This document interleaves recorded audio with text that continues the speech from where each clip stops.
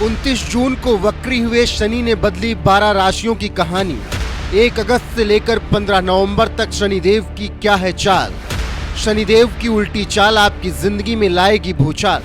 किन राशियों पर बरसेगी शनि की कृपा और किन गुनाहों की मिलेगी सजा, जानिए ज्योतिषाचार्य राकेश चतुर्वेदी से सिर्फ एनएमएफ न्यूज पर।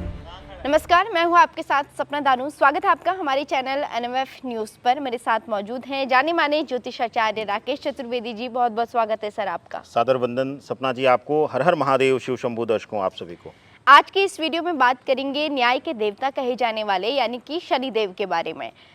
आपको पता ही है कि 29 जून को जो है शनिदेव वक्री हो चुके हैं। हालांकि इस बीच कई सारे बदलाव होंगे, ग्रहों की स्थिति बदल रही है। ऐसे में आज हम बात करेंगे 1 अगस्त से लेकर 15 नवंबर तक शनिदेव की स्थिति कन्या राशि पर कैसी रहने वाली है।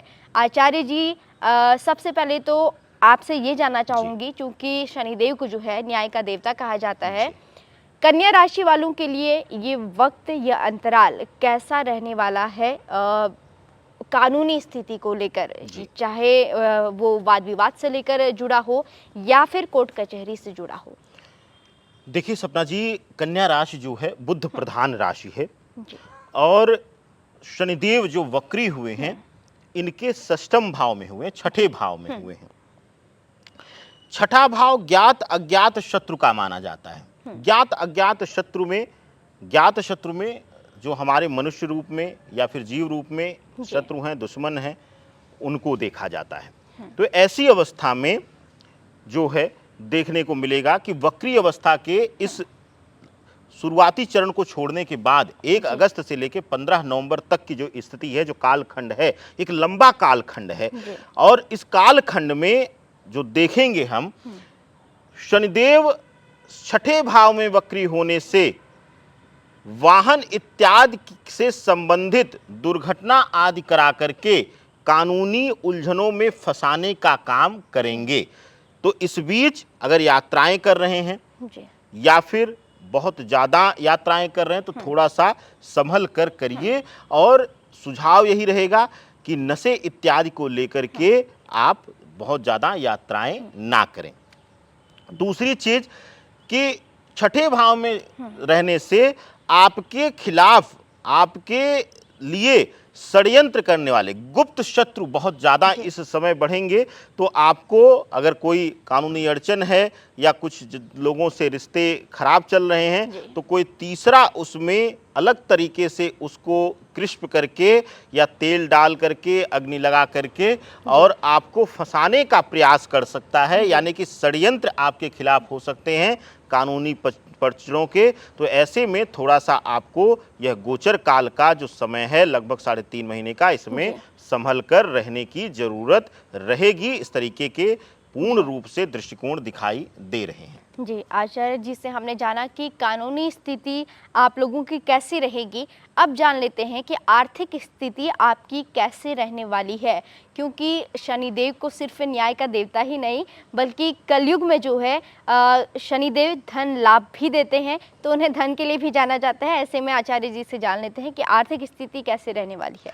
देखिए, कलयुग में शनिदेव बड़े प्रधान ग्रह हैं और बिल्कुल सत्यार्थ कहा आपने सपना जी कि यह राज सुख देने वाले ग्रह हैं। तो ऐसी स्थितियों में हालांकि छठे भाव में हो रहा है यह वक्री अवस्था का गोचर, तो देखने को मिलेगा कि आर्थिक दृष्टिकोण से इनको बहुत शक्तियां प्रदान करेंगे। व्यापार में चला रहा लॉस अब प्रॉफिट में कन्वर्ट होना शुरू हो जाएगा। साथ ही साथ नौकरी पेशा लोगों के लिए, जो लोग तनाव लेकर चल रहे थे, जो लोग नौकरी परिवर्तन करने का सोच रहे थे, जो लोग नौकरी बहुत दिनों से तलाश रहे थे, नहीं मिल रही थी, उनको भी एक सही दिशा और दशा में पहुंचाने का काम शनिदेव की वक्री अवस्था में होगी। क्योंकि बुध की प्रधान राशि है, तो ऐसी अवस्था में देखने को मिलेगा कि अब 1 अगस्त के बाद मानसिक ठहराव बहुत ज़्यादा आना शुरू हो जाएगा। यानी कि वक्री अवस्था में जो थोड़ा सा मानसिक रूप से विचलित महसूस कर रहे थे आर्थिक दृष्टिकोण से, अपने कार्य क्षेत्र को लेकर, नौकरी को लेकर, जो थोड़ा सा मन में भ्रम की स्थिति बनी हुई थी कि क्या करें क्या ना करें, इस स्थिति में बड़ा सुधार होगा सपना जी।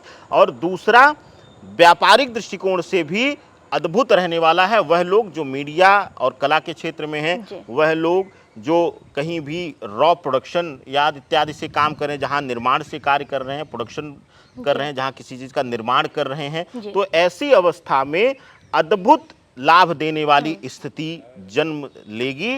और वक्री अवस्था का यह कालखंड जो है 1 अगस्त से लेकर 15 नवंबर तक का इनके लिए अद्भुत रहने वाला है। जी बिल्कुल आचार्य जी, आर्थिक स्थिति पर हमने बात की और उससे पहले हमने कानूनी स्थिति पर बात की। अब आते हैं सबसे महत्वपूर्ण चीज़ जो कि हर किसी के लिए हो जाते हैं, वो है संबंध। संबंध है आपके सही तो सब कुछ सही है, आपका जीवन सुखमय है। ऐसे में जानना चाहूँगी आचार्य जी, इन राशि वालों के लिए जो है ये वक्त कैसा रहेगा संबंधों के लिहाज से, चाहे वो पति पत्नी का रिश्ता हो, चाहे वो सामाजिक रिश्ता हो, या फिर कहें चाहे वो दोस्ती यारी हो, वो किस तरीके से रहेगी? देखिए, संबंध भाव के लिए कन्या राशि के जातकों के लिए यह गोचर कई जगहों पर मिश्रित फल दे रहा है। जहां छोटे भाई बहनों के साथ संबंधों में दूरियां आएंगी, वहीं माता पिता के प्रति लगाव और बढ़ेगा। माता पिता से करीबियां बढ़ेंगी, उनके इमोशंस के साथ अटैचमेंट बढ़ेगा। लेकिन अगर बात किया जाए पति पत्नी के रिश्ते की या जीवन में एक संबंध भाव की, तो पति पत्नी के रिश्तों में खटास तो जन्म लेगी, लेकिन कहीं ना कहीं एक दूसरे रिश्ते की तरफ, एक अमर्यादित रिश्ते की तरफ भी आकर्षण बढ़ेगा अगर आप शादीशुदा हैं तो।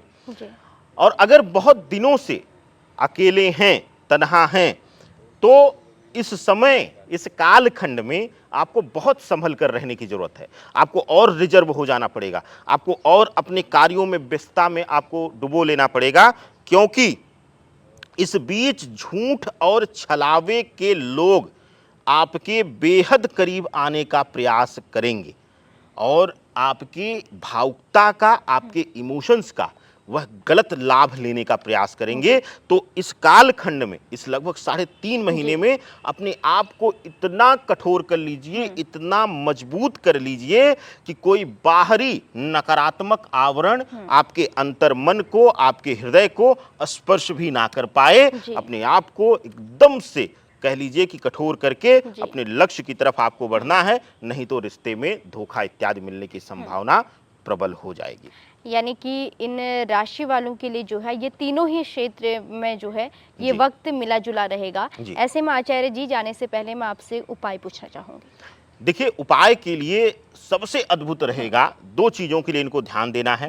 पहला कि दुर्घटना इत्यादि, वाहन इत्यादि से सजग रहना है उसके लिए, और साथ ही साथ वैवाहिक और रिश्तों में धोखे के लिए। इन दोनों चीजों के लिए आपको नित्य हो सके तो नित्य, नहीं तो आप जो है वह हर बुधवार को या शनिवार को गणेश भगवान को, जिनको हम विघ्नहर्ता कहते हैं, उनको आपको दूर्वा अर्पित करनी है। दूर्वा घास आपको अर्पित करनी है और वहाँ पे आपको माँ पार्वती का और गणेश जी का स्मरण करते हुए, प्रभु भोलेनाथ का स्मरण करते हुए प्रार्थना करना है कि हर प्रकार के अरिष्ट से हमारी रक्षा करें। और हो सके तो कुछ देर आपको माँ गौरी गणेश का आपको पूजन करना चाहिए, वहाँ स्तुति करनी चाहिए, आरती करनी चाहिए और दूर्वा अर्पित करना ना भूलिए। यह प्रयोग आपको हर प्रकार की विपदा से रक्षा करेगा। जी बहुत बहुत धन्यवाद आचार्य जी आपका। इसी के साथ दर्शकों से भी लेते हैं इजाज़त। नमस्कार।